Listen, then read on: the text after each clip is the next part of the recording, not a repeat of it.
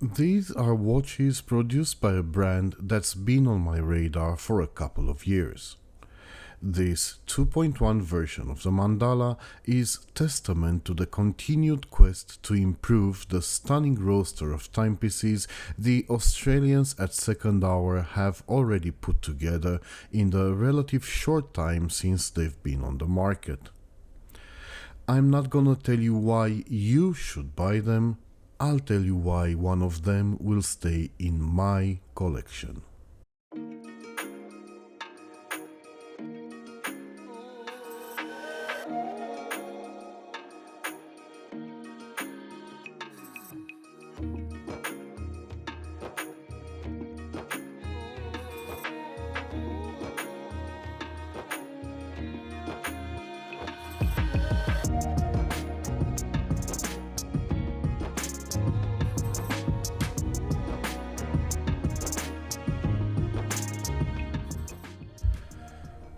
What is a mandala? A mandala represents a spiritual journey starting from the outside through layers towards the inner core. Practitioners of meditation are supposed to repeatedly contemplate the geometrical pattern to the point of saturation, such that the image of the mandala becomes fully internalized in even the minutest detail and can then be summoned and contemplated at will as a clear and vivid visualized image.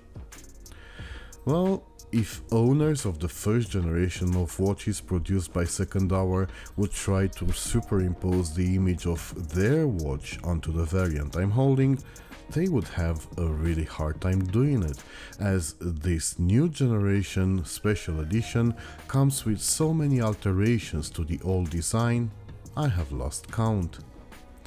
And the crazy thing is, the Australians have done it while keeping its unmistakable concept, all changes contributing in fact to refining and accentuating this model's uniqueness.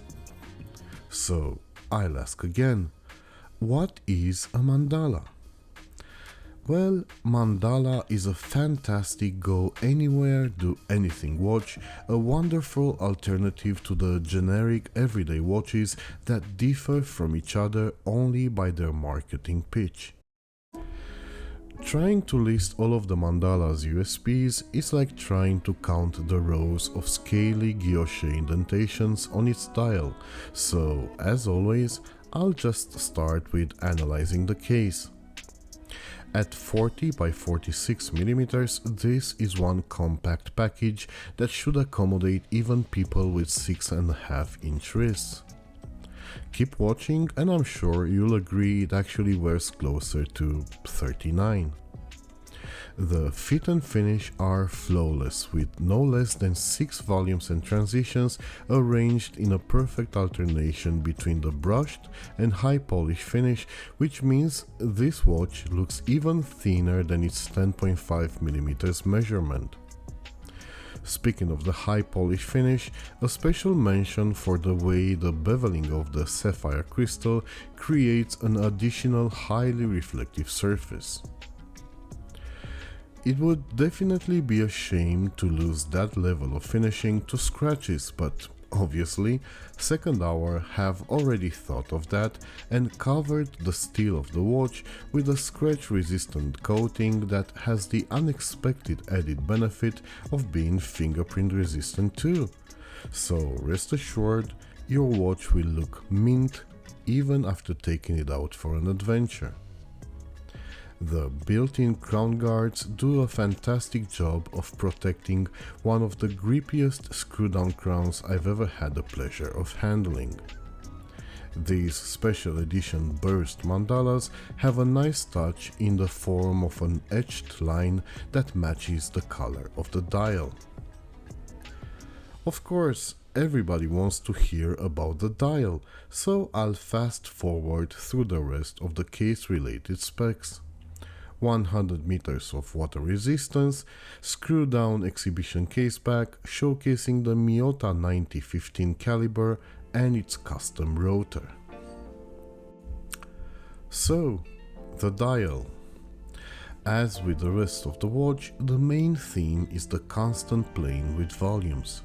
Dramatic, as is the case with the bulky markers, or more subtle, as evidenced by the guilloche pattern. A nicely painted white line outlines the contours of the multifaceted diamond-cut silver markers and the date aperture at 6. The color matching works better on the burnt orange, as the green one is not as vibrant and doesn't pop enough against the white background.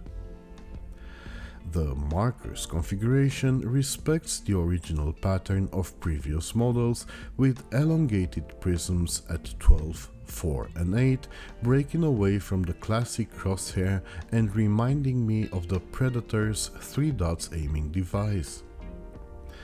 A very interesting workaround that helps the markers keep the symmetry of the guilloche intact is elongating them towards the outside, which means their excess length finds nice nestling spots in the bowl-shaped rehaut that hosts the minute track with its cool sub-seconds divisions. I have already mentioned the beveled sapphire crystal and the unexpected dimension it adds to the case.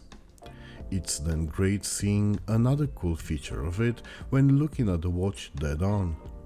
It expands the minute track through magnification, giving the rehaut more depth. All I can say about the dial surface is that it's flawlessly executed.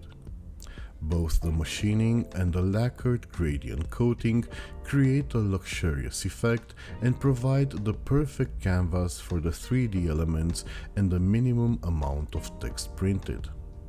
The revised Mandala font is more refined than the previous one, but I have to confess I liked the previous logo better. Legibility is fantastic, as the AR-coated crystal permits just enough light to make those great custom-made diamond-cut hands shine and breathe life into the dynamic dial. I will always be partial to the Superluminova BGW9 lume and its beautiful blue glow.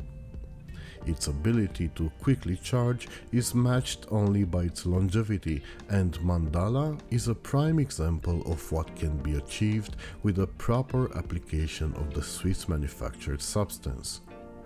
This is diver level luminosity, as evidenced by the 15 minutes test I put both watches through. Because of outstanding bureaucratic work done by the Romanian officers, these watches were stuck in customs for almost a month, so I had ample time to familiarize myself with them by looking at the pictures on the website. So opening up the parcel didn't lead to shocking revelations. My great surprise was taking the bracelet off the burnt orange and trying on the complementary grey strap with its nice pinstripe complementing the dial's color and the accent on the crown. The comfort I experienced wearing the watch on the seatbelt fabric is outstanding. The strap seems tailor-made for my 19cm wrist, and held by a watch head light, compact and slim, it gives the watch a sporty appeal. Unfortunately, the way the material doubles up around the spring bars created two inconveniences.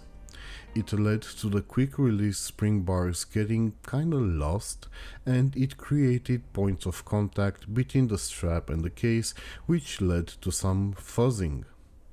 I did not try on the green stripe strap, but it looks to be quite as bulky.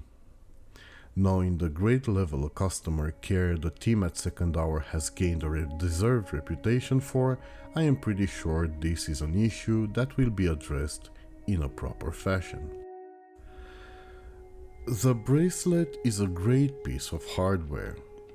It is light, flexible, and adheres well to the contour of the wrist. The fully milled clasp is elegant yet sturdy and precise, and offers more than a link's worth of micro adjustment positions. It's also extremely easy to take it off the watch or size thanks to the custom fit screwdriver and the high quality spring bar tool one can find in the case next to the 2-year warranty card made of metal. I have the habit of only talking about cases when there's something worthwhile talking about, and the quality of these travel cases is indeed great. Not only practical, they give a full sensorial experience through the quality of the materials used and their great finish. I have already brushed on the subject of wearability, but I have to circle back. Regardless of wearing them on the bracelet or on the strap, under a cuff or with a naked forearm, these are what all sports watches should be. Robust yet light, sturdy yet elegant. The hardness coating means you don't have to worry about wearing the watch. In fact, it fits so well you only remember to check it when you want to know what time it is.